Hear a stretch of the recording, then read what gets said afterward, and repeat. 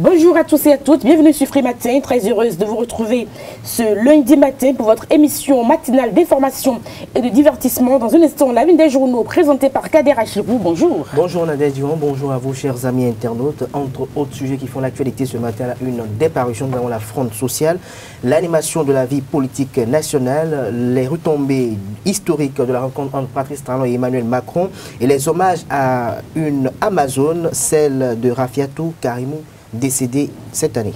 La grève des enseignants, le procès des grossistes répartiteurs et l'annonce de réforme dans le secteur pharmaceutique continuent d'alimenter les débats un peu partout sur l'ensemble du territoire national. Nous ferons le débat dans un instant avec Jacques Bocco. Bonjour. Bonjour Nadège. Vous êtes le rédacteur en chef du quotidien Matin Libre. Nous essayerons donc avec vous d'analyser l'actualité nationale. Tout à fait. Bienvenue sur notre plateau. Quelques informations en sport. Le bulletin matinal d'information présenté par Kales Kitomé et quelques autres informations viendront meubler cette émission que nous avons le plaisir de vous présenter. Bonjour à tous, bienvenue.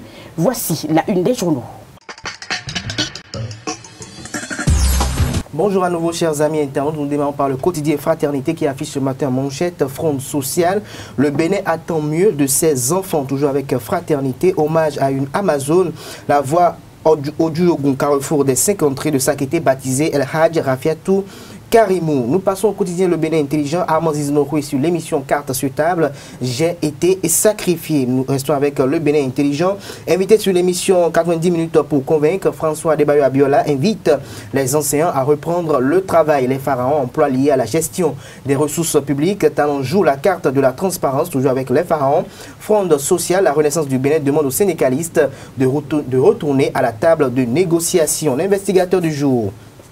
Course départementale de vélo, Banikwara révèle ses talents à l'instance du cyclisme béninois. First Info, polémique autour des salaires du président et des ministres. Talon couvre-t-il un gros scandale? S'interroge le journal. Nous restons avec le quotidien First Info, réseau des ministres de l'économie numérique et de l'espace francophone. L'OIF en phase avec les ambitions du président Patrice Talon. Le meilleur, réduction du train de vie de l'État et formalisation des salaires politiques au Bénin. L'honorable Rosine Daïro apporte son soutien à Patrice Talon. Cérémonie d'hommage de Sakété à l'Amazone des temps modernes. Le conseil communal de Sakété baptise une rue pour immortaliser Rafiatou Karimou. Saleman Karimou rappelle le sens du combat de l'illustre disparu et invite à perpétuer ses œuvres, rapporte le quotidien Le Meilleur. La Nation à présent, gestion foncière et domaniale, les résultats probants des réformes, toujours avec le quotidien national d'information, visite des chantiers de route par le ministre des Infrastructures, une satisfaction globale en dépit des couacs. Le Télégramme.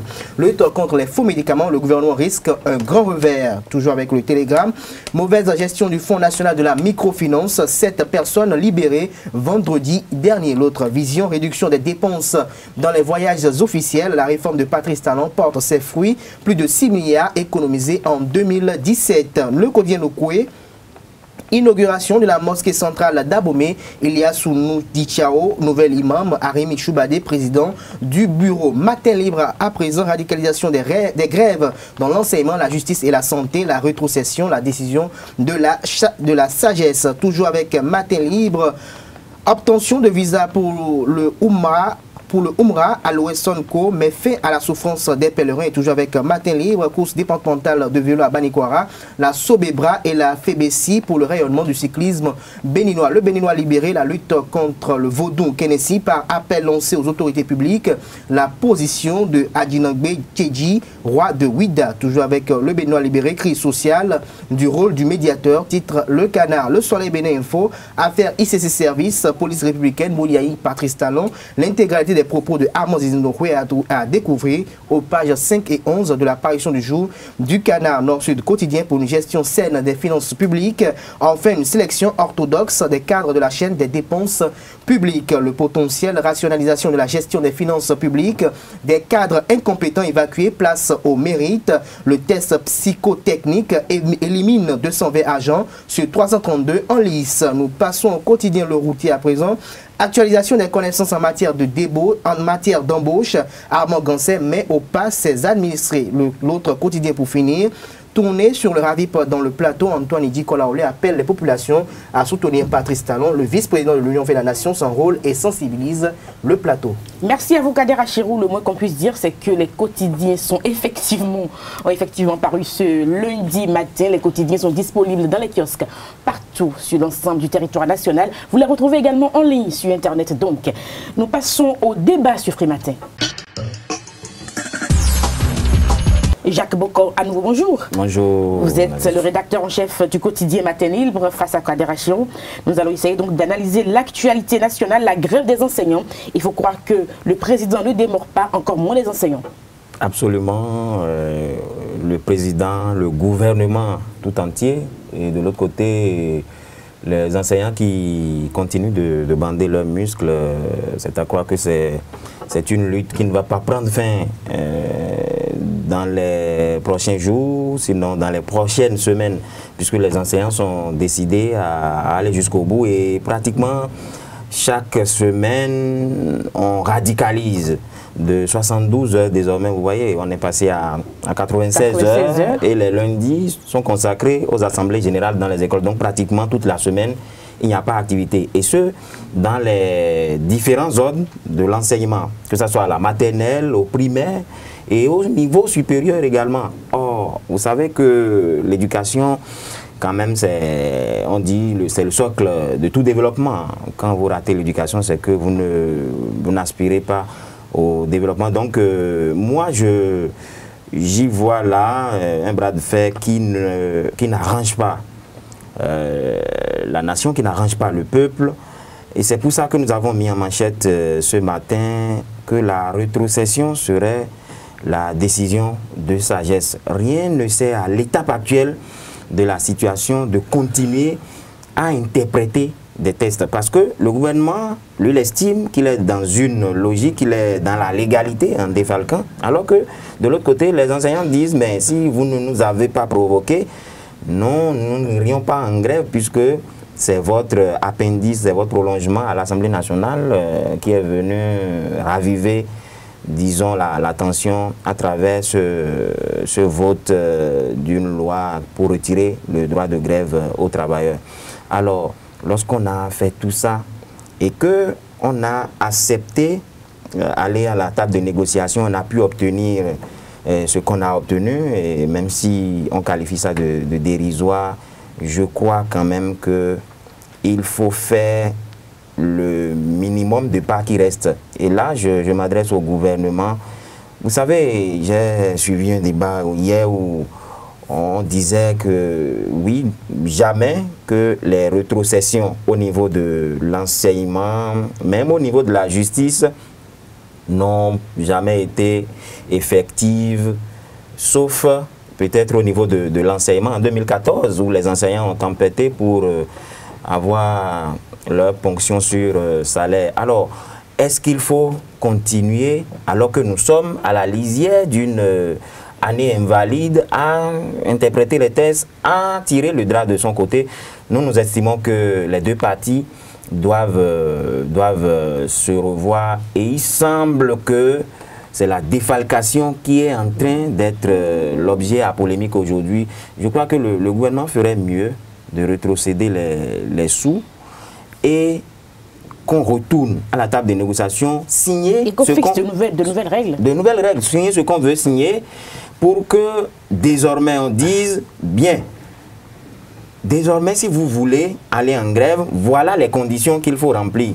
Moi, gouvernement, sur 2 ans, je ne veux plus vous voir, ou 3 ans, je ne veux plus vous voir faire la grève, mais je m'engage, et ce formellement, dans le respect de ce qu'on a pris comme engagement. Donc, je m'engage à faire ci et à faire ça à telle échéance, et qu'on soit respectueux de ce qu'on a pris comme engagement. Moi, je pense que le plus important, c'est d'abord de sauver l'année, puisqu'on a perdu assez de temps sur un rien du tout, je vous avoue.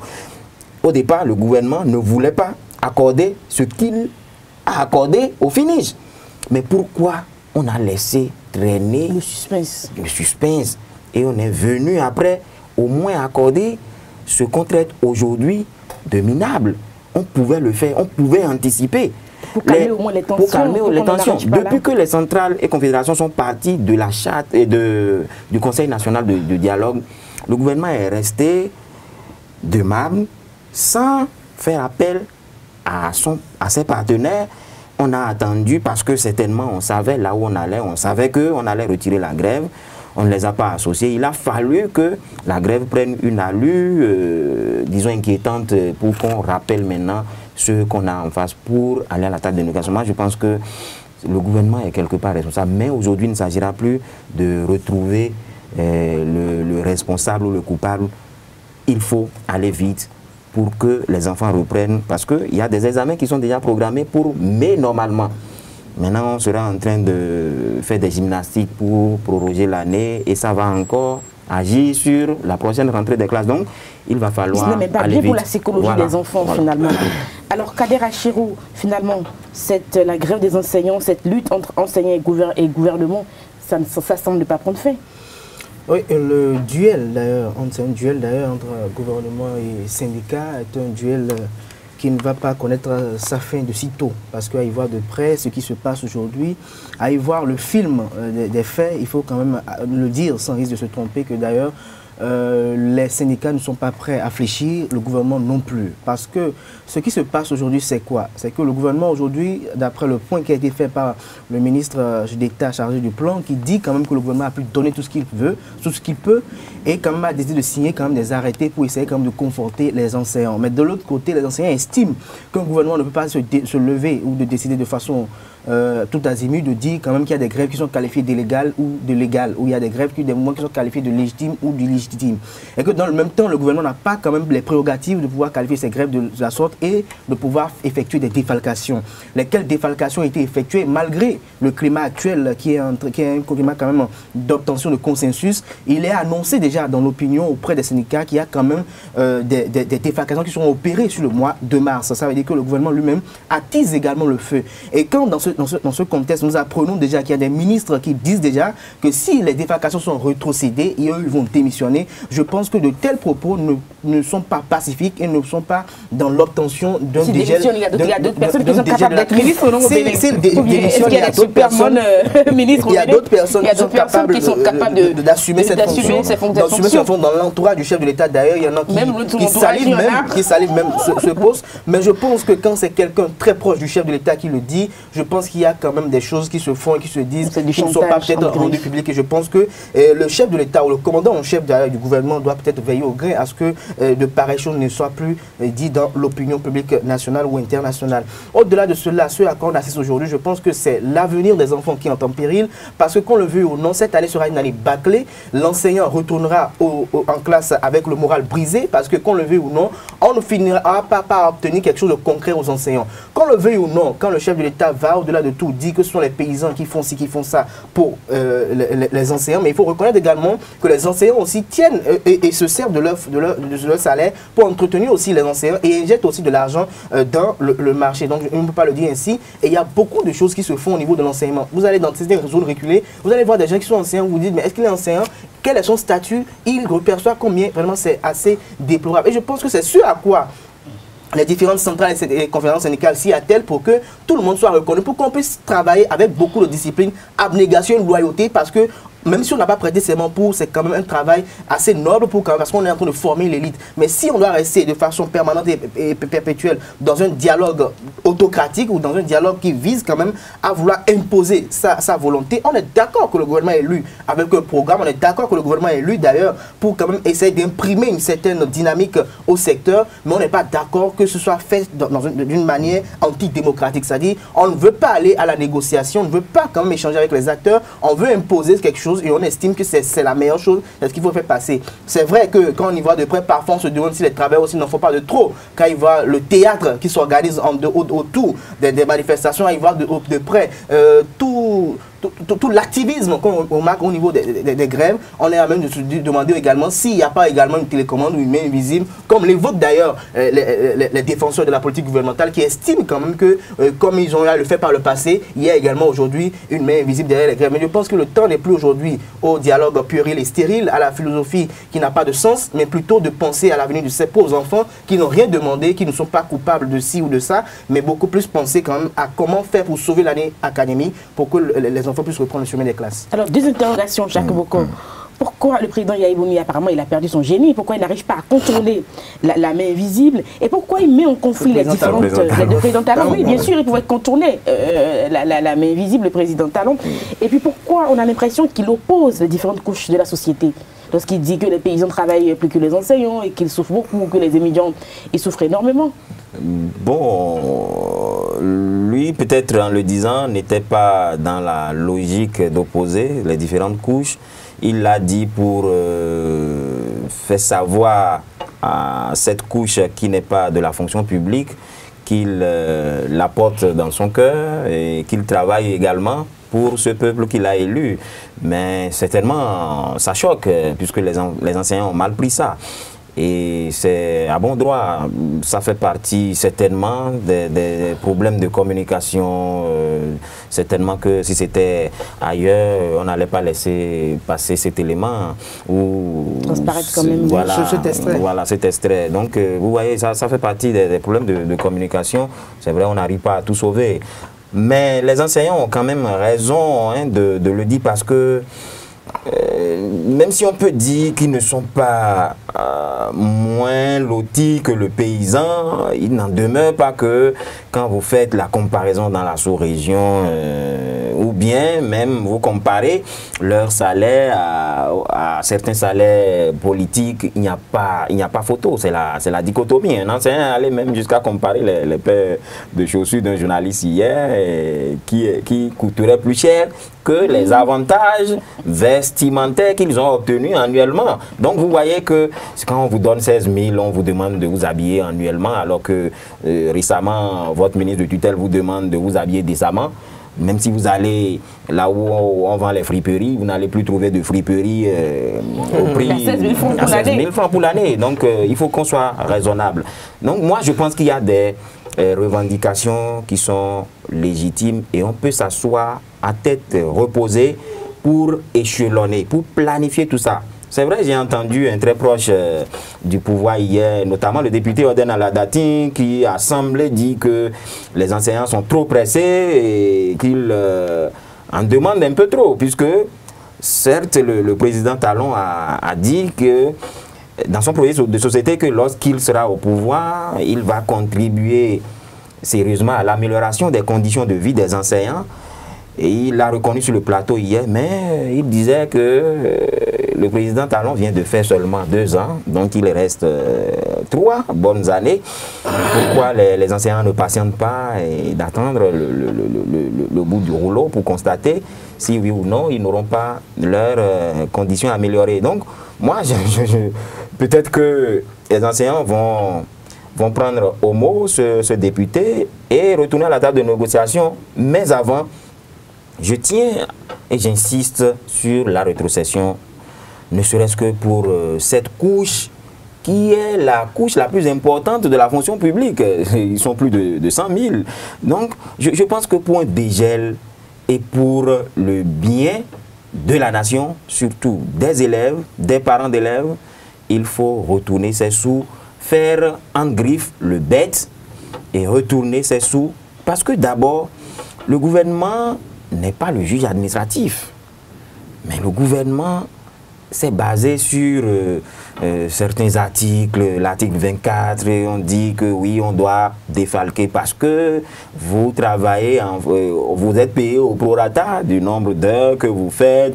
Mieux, le député Oden Aladatin a dit que la défalcation n'a pas été faite en fonction de l'illégalité de la grève, que ce sont des revendications d'ordre corporatiste qui ont été mises sur tapis et le gouvernement vient de satisfaire à ces revendications. Donc il est de bon ton qu'en retour, puisque vous êtes allé en grève pour ces revendications et vous obtenez satisfaction, il faut qu'on vous, disons, défalque le nombre d'heures perdues à la maison. Maintenant, est-ce que la grande question que les enseignants peuvent se poser en retour, est-ce qu'ils ont effectivement obtenu ce qu'ils voulaient? Parce que si le député Oden Aladatin avance cet argument, de l'autre côté, qu'est-ce que les enseignants disent? Surtout qu'ils traitent déjà de minable ce qu'ils ont obtenu. Donc, moi, je pense que à vouloir trop se donner raison, à vouloir trop tirer le doigt de son côté, nous allons continuer à verser de l'essence dans le feu. je pense que le gouvernement peut restituer et peut-être chercher à saisir le juge administratif, quitte au juge administratif de se prononcer, même si dans 1000 ans, le juge administratif se prononce, le gouvernement, avec le pouvoir coercitif qui lui revient, peut défalquer à tout moment.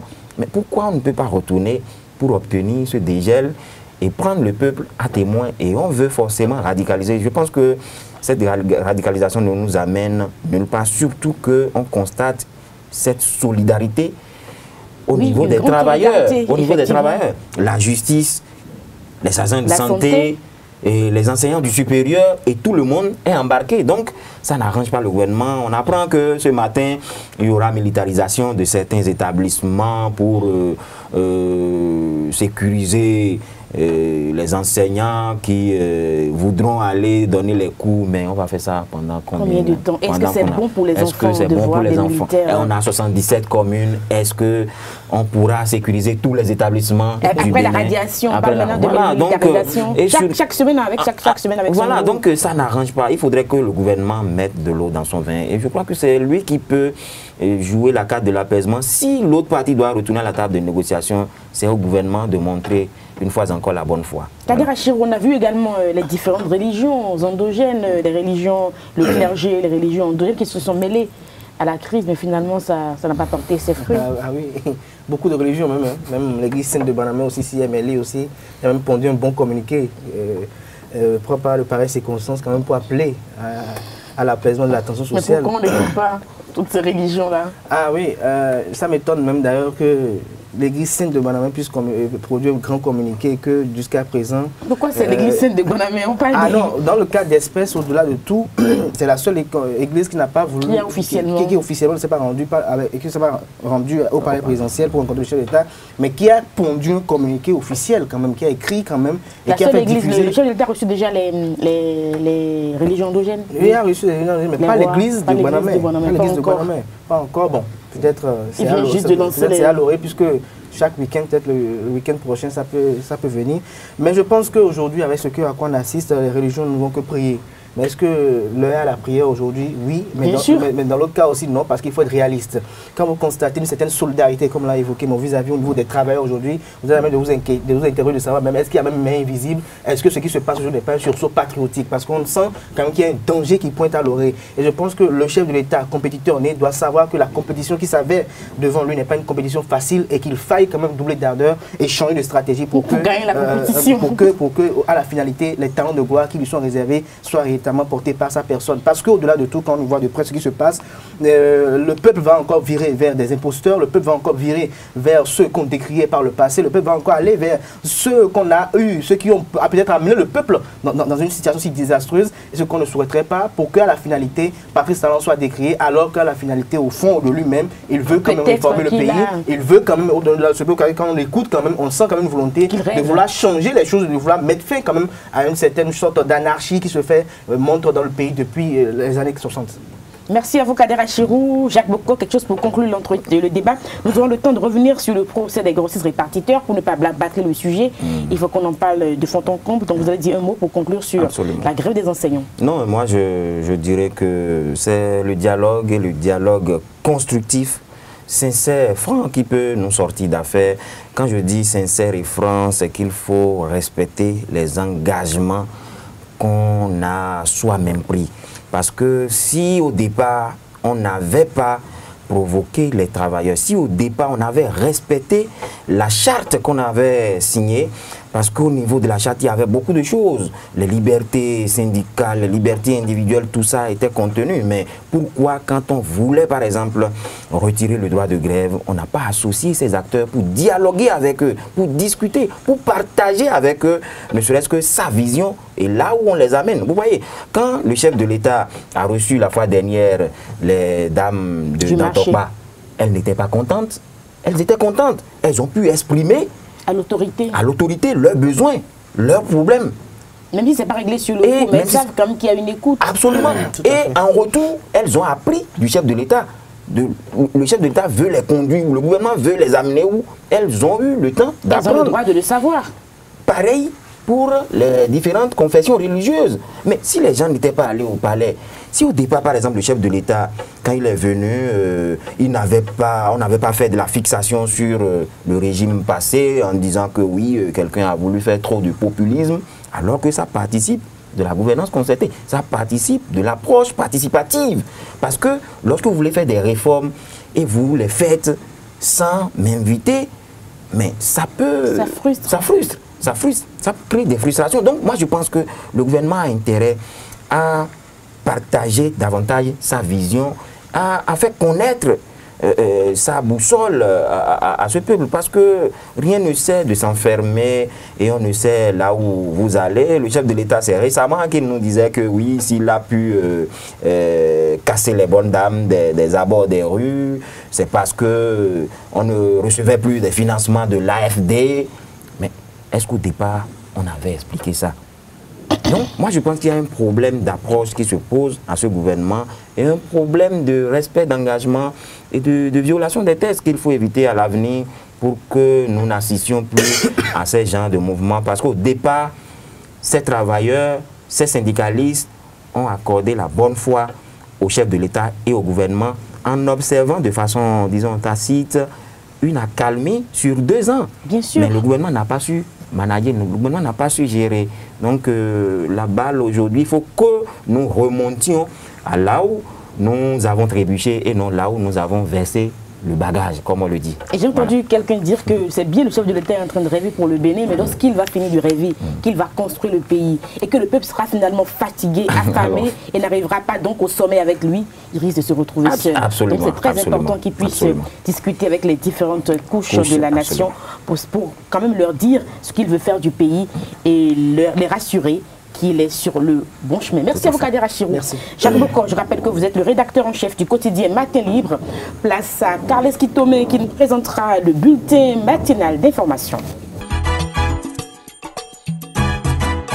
Deuxième plateau sur Free Matin, le bulletin matinal d'information et les sports. Carles Kitome, bonjour. Bonjour Nadège. Largo Sadiagbelo, bonjour. Bonjour Nadège. Nous parlerons de quoi principalement au sport? Nous parlerons du premier match test des écureuils juniors hier au stade René Prévert et du match amical de l'équipe 2AE à Tchom. Voici le bulletin matinal d'information. Chers amis internautes, bonjour. Bienvenue au bulletin d'information de ce 19 mars 2018, le 78e jour de l'année 2018. Aujourd'hui, c'est l'anniversaire de Bruce Willis, un acteur américain né le 19 mars 1955 sur une base militaire d'Iran, Oberstein, en Allemagne. Bruce Willis a été gardien de sécurité à l'usine de Salem Nuclear Power Plant et a transporté des équipes de travail à l'usine de DuPont Works à Deepwater, au New Jersey. Devenu barman après l'assassinat de l'un de ses collègues, il apprend à jouer à l'harmonica. Après quelques petits rôles, il sort de l'anonymat en 1986 grâce à une série télévisée Clair de Lune. En 1988, il devient une star du cinéma avec le film d'action Piège de cristal, dans lequel il interprète le rôle d'un policier cynique, John McClane. Le succès planétaire de ce film ouvre la saga Die Hard, dont toutes les suites sont d'autres grands succès. La défalcation n'est pas liée à l'inégalité, selon le député Orben Aladati. La défalcation n'est pas liée à l'inégalité de la grève, mais c'est une question de principe, a-t-il affirmé sur une chaîne de télévision de la place dans une émission ce 18 mars. Quand le gouvernement va retrocéder le salaire, la grève ne va pas finir. Et quand les fonctionnaires iront en grève demain, on va dire qu'au nom de la paix, ne défalquons pas, poursuit-il. On ne peut pas demander à un gouvernement en moins de 2 ans d'augmenter les salaires, a-t-il conclu sur cette émission. L'année blanche au Bénin, on ne doit pas en arriver là, dit François Abiola. Invité sur une émission sur la radio nationale ce dimanche 18 mars, l'ancien Premier ministre le professeur François Abiola s'est penché sur la tension sociale. Il faut impliquer des personnes morales dans la résolution de la crise pour amener le gouvernement à signer un engagement avec les partenaires sociaux pour la rétrocession des sous-défalqués afin que les enseignants reprennent les cours pour sauver l'année scolaire, a déclaré le docteur François Abiola qui redoute une année blanche au Bénin. En Chine, l'ambassadeur du Bénin près de la Chine, Simon-Pierre Dovelandé, reçoit le prix The News Person of the Year 2017 en Chine. Il rejoint ainsi le cercle des lauréats du prix Presse nationale chinoise et étrangère, les nouvelles personnalités de l'année 2017. Le récipiendaire a reçu son trophée le 16 mars 2018. Son mérite vient de son engagement à renforcer la coopération entre le Bénin et la Chine à travers ses actions pour valoriser et faire connaître le programme d'action du gouvernement du Bénin. Au Niger, le syndicat des enseignants de l'université de Niamey a annoncé samedi la suspension de la motion de grève. Cette décision fait suite à l'engagement du gouvernement à assurer la sécurité des enseignants sur le campus universitaire. L'annonce a été faite par Mahaman Kabi Mahaman, le secrétaire général de la section de Niamey du syndicat des enseignants-chercheurs du supérieur SENEX. Le mot d'ordre a été lancé le 20 février pour protester contre l'agression d'un enseignant par les membres de la commission des affaires sociales et de l'ordre, CASO. Cette commission estudiantine qui fait office de police sur le campus universitaire de Niamey et qui a été dissoute par les autorités conformément à la demande des enseignants. En Guinée, dans la nuit du samedi au dimanche 18 mars, un incendie a ravagé une partie du marché de Madina de Conakry. Nous sommes en train de recenser toutes les victimes pour faire le bilan des nombreuses pertes qu'on peut estimer à des milliards de francs guinéens, a déclaré le porte-parole des commerçants.